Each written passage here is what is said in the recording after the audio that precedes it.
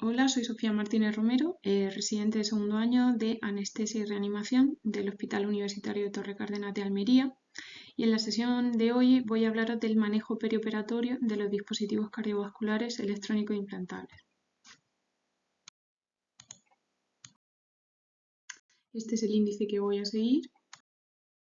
Y bueno, comenzamos con la introducción. ¿Qué son los dispositivos cardiovasculares electrónicos implantables? A partir de ahora, decir. Son generadores de impulsos eléctricos diseñados para monitorizar y o tratar las alteraciones del ritmo cardíaco y la insuficiencia cardíaca. Este término incluye desde los marcapasos, los DAI, a los dispositivos de resincronización cardíaca. Otros dispositivos cardíacos avanzados serían el Holter implantable, el marcapasos externo y los marcapasos sin cables, pero en esta sesión no me voy a centrar en ello. Bueno, pues vamos a hablar de la importancia del manejo de los DECI en nuestro contexto clínico actual, ya que nos encontramos ante una población envejecida en la que hay mayor prevalencia de insuficiencia cardíaca y arritmias, y también nos encontramos ante un incremento de pacientes que son portadores de DECI y se someten a cirugía no cardíaca. Estos pacientes van a estar expuestos a innumerables riesgos perioperatorios que debemos conocer. Entre ellos destacamos la interferencia electromagnética, la inhibición de la estimulación y la descarga inapropiada, incluso la desprogramación de estos dispositivos que pueden pasar de forma inadvertida. Pues vamos a hablar inicialmente de los marcapasos. Recordemos un poco los componentes principales de estos dispositivos. Constan de un generador, que sería la batería, y de cables de estimulación intracardíaca, los electrodos. Estos marcapasos pueden ser convencionales o sin cables, estos últimos aprobados por la FDA en Estados Unidos y con menor riesgo de infección sistémica. Y centrándonos en la clasificación de los marcapasos, según el número de cables de estimulación, hablamos de marcapasos monopolar, cuando solo hay un cable de estimulación intracardíaca, bipolar, 2 cables, multipolar, más de 2 cables. Según el sensado y la estimulación, nos encontraremos con marcapasos unicamerales, que sensan y estimulan en la misma cámara, y los bicamerales, que sensan y estimulan en 2 cámaras diferentes. Cuando hablamos de codificación del marcapasos, recordemos que está el código NBG, que básicamente es un sistema de nomenclatura que consta de 5 posiciones que definen la funcionalidad del dispositivo. En la primera posición está la cámara estimulada, la segunda hace referencia a la cámara sensada, la tercera posición hace referencia a la respuesta al sensado, la cuarta a la modulación de la frecuencia, si tiene o no tiene, y la quinta a la estimulación multisite. Y bueno, aquí un resumen de forma más gráfica de lo que hemos hablado anteriormente de la codificación del marcapaso. Y estos serían unos ejemplos comunes de códigos que podemos encontrar en una historia clínica de un paciente portador de marcapaso.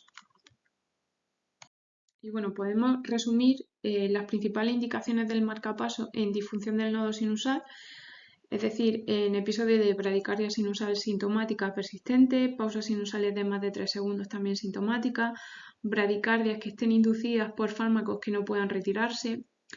También otra indicación serían los bloqueos auriculoventricular de segundo grado MOVID 2 o de tercer grado, sintomáticos o asintomáticos, pero que condicionen una bradicardia ventricular de menos de 40 latidos o pausas de más de 3 segundos. Los bloqueos de auriculoventriculares de tercer grado adquiridos sin causa reversible, bloqueos de segundo grado asintomáticos con alto grado de bloqueo infrahisiano, y también destacamos el bloqueo bifascicular. Otras de las indicaciones a destacar del marcapaso sería la fibrilación auricular permanente con difusión del nodo auriculoventricular y frecuencia cardíaca lenta que requiera control de ritmo. También en situaciones de tras la ablación del nodo auriculoventricular por una fibrilación auricular refractaria.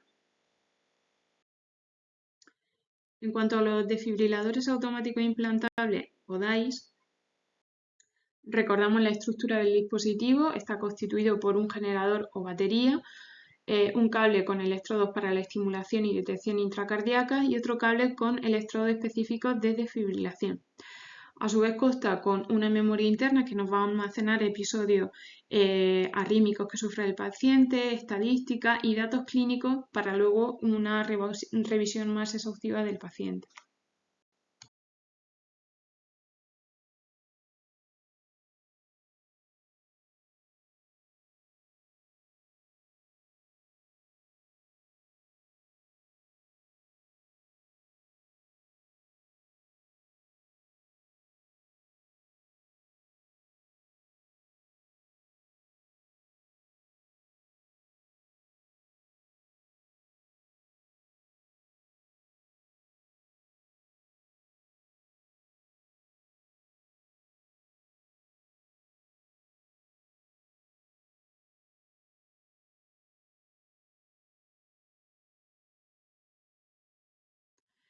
En cuanto a la prevención primaria, pues nos encontramos a pacientes sin eventos arrítmicos previos, pero con alto riesgo de arritmias ventriculares malignas. Entre ellas destacamos las cardiopatías isquémicas crónicas en pacientes que hayan sufrido un infarto y presenten disfunción ventricular severa persistente, pacientes con miocardiopatías como la dilatada no isquémica, la hipertrófica y la displasia arritmogénica del ventrículo derecho. También sería una indicación en pacientes con canalopatías genéticas como el síndrome de Brugada, el QT largo, síndrome de QT corto, congénito, con alto riesgo arrítmico. Y en tanto a las funciones adicionales del DAI, pues recordar que el DAI también tiene estimulación antibradicardia y actúa como marcapasos cuando detecta pausas bradicardia significativa. Sería muy útil en pacientes con enfermedad del sistema de conducción asociada. ¿Vale? También funciona como una memoria y telemetría avanzada, como hemos dicho anteriormente, y también como una terapia de resincronización, ya que incorpora la estimulación biventricular para mejorar la sincronía de los dos ventrículos en pacientes con insuficiencia cardíaca y QRS ancho. Los dispositivos de resincronización cardíaca, recordemos que realizan una estimulación sincrónica de ambos ventrículos mediante la colocación de un electrodo en apes del ventrículo derecho y otro electrodo en vena epicárdica del ventrículo izquierdo. Estos dispositivos están indicados en pacientes con insuficiencia cardíaca refractaria a tratamiento médico óptimo. Y bueno, encontramos dos tipos de resincronizadores, los que llevan asociado el desfibrilador, que tiene una función de estimulación biventricular más incorpora la capacidad de DAI y estarían indicados en pacientes con una sincronía y riesgo de muerte súbita, ¿vale? Porque el funcionamiento básico va a ser detectar y tratar un ataque o una fibrilación ventricular con un choque eléctrico. En contrapartida, existen otros en los que simplemente tienen función de estimulación biventricular y no van a incorporar el sistema de desfibrilación. Estos estarían indicados en pacientes con asincronía, pero que no tengan alto riesgo arrítmico. En cuanto a las indicaciones para la terapia de resincronización, os las dejo aquí resumidas.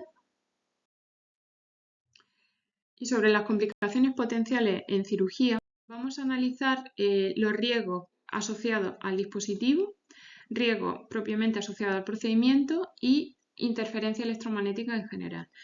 En cuanto a los riesgos que pueda sufrir el dispositivo, tenemos el daño físico o estructural, que se produzca una reprogramación inadvertida del mismo o que no se pueda reprogramar después de la cirugía, y que esto conlleve también a un mal funcionamiento de forma temporal o permanente del dispositivo. En cuanto a los riesgos asociados al procedimiento, puede destacar las maniobras vagotónicas, las alteraciones del equilibrio ácido-base, alteraciones hidroelectrolíticas que pueden aumentar el riesgo de arritmia. Y en cuanto a la interferencia electromagnética, pues resaltar que pueden producirse quemaduras tisulares por la propia conducción y transmisión de la energía a través de los cables. Las fuentes principales de interferencia electromagnética serían el bisturí eléctrico, que es la fuente más importante en nuestro entorno quirúrgico, la radiofrecuencia, la litotricia, que se emplea en procedimientos de cirugía urológica, los campos magnéticos como la resonancia magnética y las terapias electroconvulsivas que se utilizan en pacientes psiquiátricos. Como hemos dicho, el bisturí eléctrico es la fuente más importante de interferencia electromagnética en el entorno quirúrgico. Se diferencian dos tipos de interferencia electromagnética. La interferencia electromagnética directa, que es la generada por el estímulo de la energía aplicado de forma directa sobre el tejido y va a ser proporcional a la energía que se emplea. Y la interferencia de circuito, que se produce al cerrar el circuito entre el electrodo activo y la placa de retorno al paciente. Afectará a todo lo incluido en el trayecto de ese circuito. Y recordemos un poco, el bisturí monopolar está constituido por dos electrodos, la parte activa que es el bisturí y el electrodo de retorno o placa. ¿Cómo funciona? Cuando se aplica la energía sobre el área del bisturí, electrodo activo, se genera una interferencia electromagnética directa, que va a ser directamente proporcional a la energía que se aplique. Y esto se tiene que sumar a la interferencia electromagnética de circuito, es decir, la que se produce al cerrar el circuito con la placa del paciente. Entonces, todo lo que quede sobre ese circuito se va a alterar. Entonces, si al usar el bisturí los cables del dispositivo electrónico quedan dentro del circuito, se va a producir una interferencia electromagnética doble, la directa y la del circuito. El bisturí bipolar, a diferencia del monopolar, cuenta con dos electrodos en la misma parte del bisturí, con lo cual el campo de interferencia electromagnética queda relegada a la zona de la punta del bisturí. El problema de este es que no todas las cirugías pueden realizarse con él. También debemos de analizar un factor crítico del acto quirúrgico que sería la localización, la zona donde se va a realizar la intervención. Denominamos zona de alto riesgo a toda cirugía por encima del ombligo, es decir, a menos de 15 centímetros del dispositivo. ¿Y por qué llamamos zona de alto riesgo? Porque es la que va a exponer al dispositivo electrónico a más interferencia electromagnética. Y también hablamos de que es un factor crítico la colocación de la placa, ya que es fundamental no colocarla donde forme parte del circuito del dispositivo electrónico, marcapasos, DAI, para minimizar así las interferencias que se generen.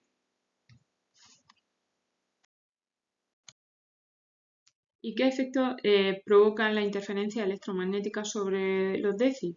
Pues bueno, sobre el marcapasos puede dar la inhibición por reconocimiento erróneo. ¿Esto qué es? El marcapasos puede interpretar la interferencia electromagnética que se genera como latidos cardíacos intrínsecos del paciente e inhibirse, dando los denominados modos de estimulación inhibidos.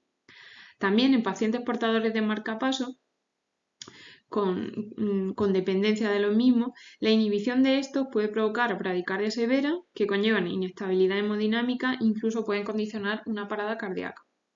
En pacientes con DAI, esta interferencia electromagnética pueden provocar que el dispositivo confunda la actividad eléctrica intrínseca con la extrínseca, es decir, va a confundir la interferencia electromagnética con una taquicardia ventricular o con una FV y va a dar una descarga eléctrica innecesaria para el paciente. Otros de los efectos de la interferencia electromagnética sobre los DECI sería sobre el DAI el cambio a Modiman, que se inhiban también las terapias antitaquicardia o que se produzca una desprogramación del dispositivo. Centrándonos en el manejo perioperatorio de los pacientes con DECI, comenzaremos con una evaluación preoperatoria que incluya una historia clínica detallada. Inicialmente debemos identificar el dispositivo y el grado de dependencia. Para ello debemos localizar la fecha y motivo de la implantación del dispositivo, la casa comercial, la posición anatómica, el modo de estimulación del mismo, ¿vale? Recordar que muchos de estos pacientes van a aportar de una tarjeta identificativa que está disponible en Europa y otros muchos pues en los distintos informes de revisiones por cardiología.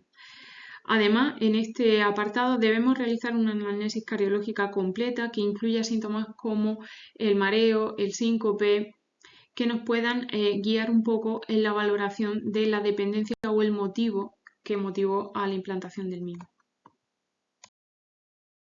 Y bueno, si no se dispone de la tarjeta identificativa y tampoco consta ningún informe, ¿cómo podemos reconocer el tipo de dispositivo que porte nuestro paciente? Pues acompañado siempre de una correcta anamnesis, la radiografía de tórax nos va a aportar unas sutilezas que nos guíen a poder identificar el tipo de dispositivo que porte. Recordemos, el marcapasos estaba constituido por un generador y unos cables o electrodos que, bueno, en la zona más distal van a ser zonas radiopacas, como se ve en la imagen, finitas. En contraparte con lo que ocurre en el DAI, como se ve en esta imagen, son dispositivos con un generador más grande y con zonas radiopacas en la punta más gruesas. Aquí tenemos una terapia de resincronización cardíaca en la que se pueden ver los 3 electrodos. También de una radiografía de tórax vamos a poder analizar la localización del marcapasos. Generalmente se localizan en zona infraclavicular, ¿vale? Localizaremos el generador y podemos hacer el seguimiento de los cables del mismo con los electrodos. También podemos, si nos fijamos, identificar los componentes del dispositivo que nos puedan indicar si es un DAI o es un marcapasos o es un resincronizador. Al igual que podemos diferenciar incluso el logotipo del fabricante. En estas imágenes recordemos la correcta normoposición de los electrodos, tanto en posición anteroposterior a la derecha, como en visión lateral de radiografía de tórax en la imagen de la izquierda. En estas imágenes os dejo ejemplos de cómo veríamos un marcapasos unicameral con electrodo único alojado en la aurícula derecha, y abajo en la imagen inferior derecha vemos otro marcapasos unicameral con su electrodo depositado en ventrículo derecho. En esta imagen veremos en la parte de arriba un DAI, como hemos dicho, clave a la hora de comparar con un marcapasos. El generador es más grandecito y los electrodos son radiopacos más gruesos. Y bueno, ya tenemos identificado el tipo de dispositivo que porta nuestro paciente, ya sea por la tarjeta identificativa del mismo, porque conste en un informe de revisión por cardiología o porque lo hayamos indagado con una correcta anamnesis y con las pruebas de imagen que acabamos de comentar. El siguiente paso sería valorar el seguimiento del dispositivo. La guía indican que para marcapasos es necesaria que haya habido una revisión los 12 meses previos a la cirugía por parte de cardiología, y en los DAI la revisión ha de haberse realizado en los 6 meses previos. Como pruebas complementarias, recordemos la radiografía de tórax, un electrocardiograma con 12 derivaciones en las que vamos a analizar el sensado, la estimulación, y podemos también valorar el grado de dependencia según si existe estímulo o no delante de los QRS. También deberemos pedir una analítica de control para descartar alteraciones hidroelectrolíticas y del equilibrio ácido-base. Y fundamental también una correcta exploración física. Posteriormente evaluaremos el lugar de la intervención y el riesgo de interferencia electromagnética. Localizamos zonas de riesgo bajo como miembros inferiores, cabeza y cuello, por menor probabilidad de interferencia electromagnética debido a la distancia del dispositivo. Zonas de riesgo alto, tórax y abdomen superior, y identificamos como zonas de muy alto riesgo a la cirugía cardíaca. Y si nos centramos en el manejo perioperatorio según los dispositivos, en cuanto al manejo de los marcapasos, la estrategia según el grado de dependencia en un paciente dependiente se debe reprogramar a modo asincrónico o utilizar el imán. En pacientes no dependientes se debe realizar una monitorización continua y se debe evitar también el bisturí monopolar cerca del generador del dispositivo. En cirugías de alto riesgo, torácica o que se emplee de forma prolongada el bisturí, la reprogramación previa es altamente recomendable. En cuanto al manejo del DAI, pues recordar que si se emplea el bisturí monopolar o es una cirugía de riesgo, se debe desactivar la terapia antiarrítmica. En caso de pacientes que además tengan una dependencia de marcapasos, se debe evaluar la reprogramación a modo asincrónico si se prevé una interferencia electromagnética significativa y se debe garantizar que una vez finalizado el procedimiento, la terapia de choque se reactiva inmediatamente en el postoperatorio. Si nos centramos en los dispositivos de resincronización cardíaca, pues comentar que si el dispositivo tiene función de marcapasos, se debe aplicar el protocolo estándar de marcapasos que hemos comentado, y si este dispositivo cuenta con medidas de DAI y marcapasos, se debe desactivar la terapia de desfibrilación y considerar el modo asincrónico si el paciente es dependiente de esta estimulación.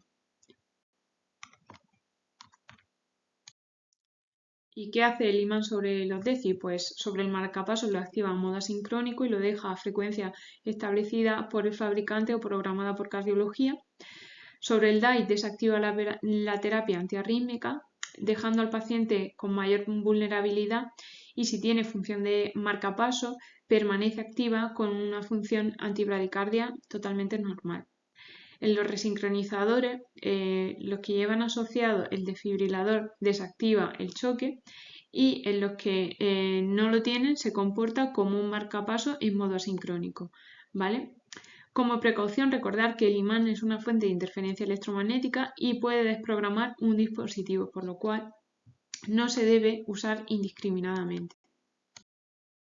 Las particularidades de colocación del imán según el fabricante se resumen en esta diapositiva. En términos generales, los dispositivos de la marca Sori, como vemos en la imagen de la izquierda con letra D, el imán se debe colocar de forma lateral evitando el cabezal del generador.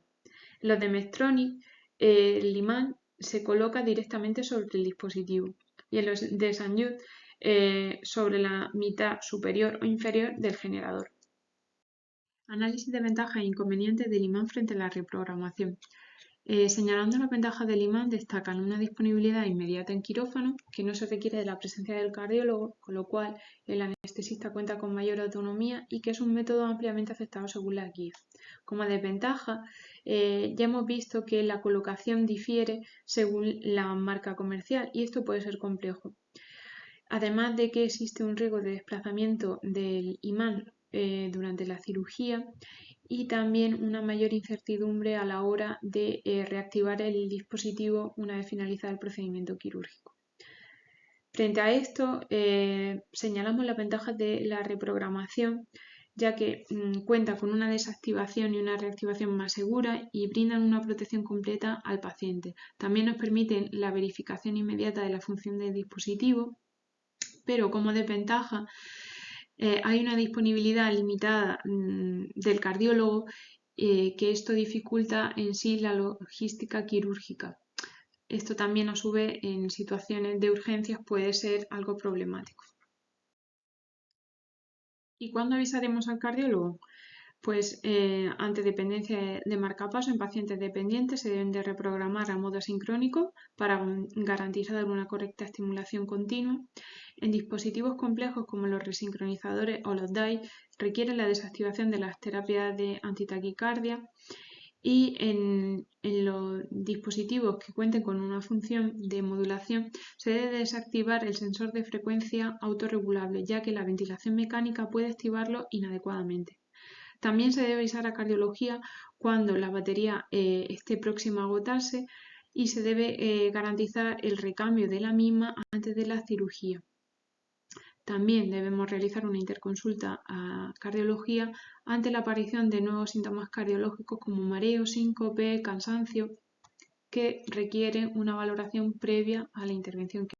Los cuidados intraoperatorios de estos pacientes deben basarse en una monitorización avanzada con electrocardiograma continuo y pulsosimetría. Debemos contar también de un desfibrilador externo, y los parches deben estar colocados en el torso del paciente en posición antero-posterior y nunca sobre el propio generador del DAI, para evitar el daño por corriente directa. También debemos tener a mano la atropina o el isoprotenerol y el imán. Y en cuanto a las estrategias de reducción de la interferencia electromagnética, debemos colocar la placa de retorno lo más alejada posible del dispositivo. se prefiere el uso del bisturí bipolar por el menor riesgo de interferencia electromagnética. En caso de utilizarse el bisturí monopolar, se debe utilizar con la menor intensidad efectiva y debemos sugerir al cirujano que emplee los parámetros de corte y coagulación lo más bajo posible. ¿Vale? Recordemos los 15 centímetros de distancia mínima entre el bisturí y el generador para evitar la interferencia electromagnética, y las ráfagas deben ser cortas, menores de 5 segundos, con pausa de más de 5 segundos entre ellas, para evitar y minimizar en lo posible la interferencia electromagnética sobre los dispositivos. Además, debemos de tener unas consideraciones farmacológicas, como son evitar fármacos que provoquen fasciculaciones como la succinilcolina, la ketamina, el etomidato, ya que tienen una actividad miogénica que puede ser interpretada como una interferencia electromagnética. También se deben minimizar los fármacos que provocan alargamiento del QT y reducir aquellos fármacos vagotónicos como el fentanilo a dosis altas que pueden inducir a una dependencia del marcapaso. También es fundamental controlar, como hemos dicho, y vamos a pedir una analítica en el preoperatorio para controlar las alteraciones electrolíticas que pueden aumentar el umbral de estimulación. Y si nos encontramos ante una situación de cirugía urgente y sin disponibilidad de cardiólogo, ¿qué vamos a hacer? Pues fundamental, debemos explicárselo al paciente de forma muy detallada el riesgo anestésico tan aumentado que tienen debido a la imposibilidad de reprogramar el dispositivo previo a la cirugía, y debemos obtener su consentimiento informado. También es importante que contemos con un equipo de emergencia lo más cercano posible, y este va a estar constituido por un marcapasos externo, desfibrilador externo y el imán estéril si preveemos que podamos utilizarlo en campo quirúrgico. Como hemos dicho, la colocación del imán, si el campo quirúrgico está cerca del generador, el imán debe colocarse en una bolsita estéril para que la manipulación se haga desde el campo quirúrgico. Como precauciones más específicas, recordad que en pacientes dependientes se deben evitar las fuentes de interferencia electromagnética y que en pacientes con función de modulación se deben evitar los estímulos del sensor como temperatura, fasciculaciones, alteraciones en el pH. También en el DAI el uso del imán se debe hacer para evitar los choques innecesarios que habíamos comentado. Los cuidados postoperatorios básicamente consisten en una monitorización continua. En cuanto a la retirada del imán, debemos de verificar la reactivación de las funciones del dispositivo y comprobar la reprogramación original del mismo. También se debe contar con una valoración de cardiología en dispositivos automáticos implantables y en resincronizadores cardíacos una vez finalizado el procedimiento quirúrgico, pero con el paciente en unidades de recuperación posanestésica o reanimación, previa al alta, para que se compruebe el funcionamiento adecuado de los dispositivos. También debemos recordar que en situaciones especiales, en pacientes marcapasos dependientes que tengan sepsis, hipovolemia, se deben aumentar los parámetros de frecuencia cardíaca, y si el paciente precisa de ventilación y tiene función adaptativa, hay que desactivarla. Y si hacemos una comparativa según la guía de la Sociedad Española de Cardiología, Sociedad Europea de Cardiología y la guía americana, pues en cuanto a las recomendaciones de la guía americana sobre la reprogramación del marcapaso en pacientes dependientes, señala de forma obligatoria la reprogramación a modo asíncrono en una cirugía sobre el ombligo con riesgo de interferencia electromagnética. Además, enfatizan en la monitorización continua del ritmo cardíaco durante todo el procedimiento quirúrgico. Y frente al DAI, nos indican que se deben desactivar obligatoriamente las terapias de antitaquicardia antes de la cirugía para evitar descarga inapropiada por detención errónea de interferencia electromagnética, al igual que se debe evaluar la dependencia y si el paciente tiene función de marcapaso junto con el DAI, si es dependiente se debe considerar reprogramar también a modo asíncrono. En pacientes no dependientes puede utilizarse el imán para inhibir las terapias de desfibrilación, pero sin una reprogramación formal. Las guías europeas y las españolas coinciden en las estrategias propuestas por las americanas, pero enfatizan en aspectos más organizativos, como son la coordinación multidisciplinar entre cardiología, anestesia y cirugía, la individualización según el tipo específico de dispositivo y fabricante del mismo. También hacen una consideración del procedimiento quirúrgico más planificado, en la que la evaluación preoperatoria debe ser exhaustiva. En cuanto al uso del imán, las guías americanas, la colocación del imán sobre un marcapasos lo deja en modo asíncrono. También hace mención al estado de la batería y menciona que el imán puede modificarse con baterías próximas a agotarse, por lo cual hace hincapié en verificar el estado preoperatorio de la misma. Y en cuanto al DAI con el imán en desfibriladores, el imán únicamente va a inhibir las terapias de desfibrilación y cardioversión sin afectar a la función de estimulación. La perspectiva europea sobre el uso del imán lo señala como una alternativa válida cuando la reprogramación no es posible. Se debe confirmar la respuesta específica del dispositivo antes del procedimiento, así como se debe realizar una monitorización continua durante toda la aplicación del imán durante la cirugía.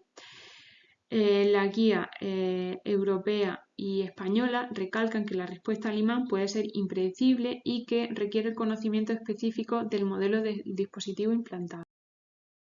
Las diferencias clave entre guías, pues bueno, apuntan las americanas, como hemos comentado, tienen una mayor especificidad técnica. Sin embargo, la europea y la española hacen más énfasis en la coordinación entre especialidades.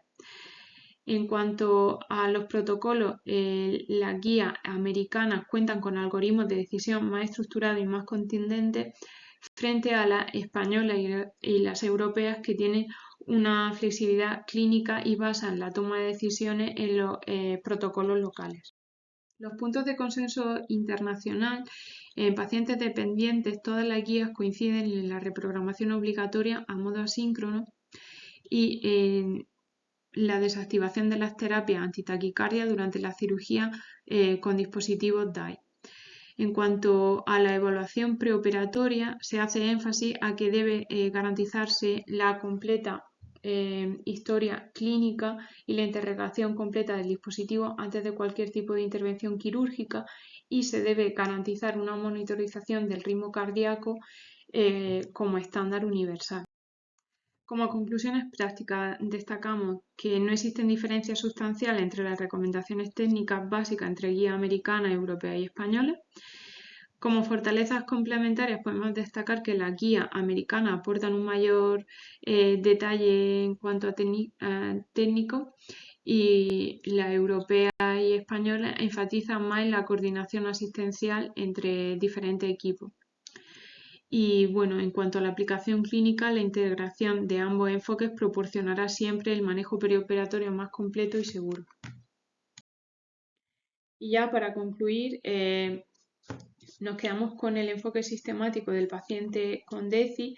Va a llevarse desde una evaluación preoperatoria en la que identificaremos dispositivos, dependencia y tipo de cirugía planificada, el manejo intraoperatorio en el que tenemos que prever la interferencia electromagnética y realizar una monitorización cardíaca continua, y para finalizar, en la recuperación posanestésica debemos garantizar la reactivación y verificación del correcto funcionamiento del dispositivo, así como la coordinación multidisciplinar con cirugía y cardiología.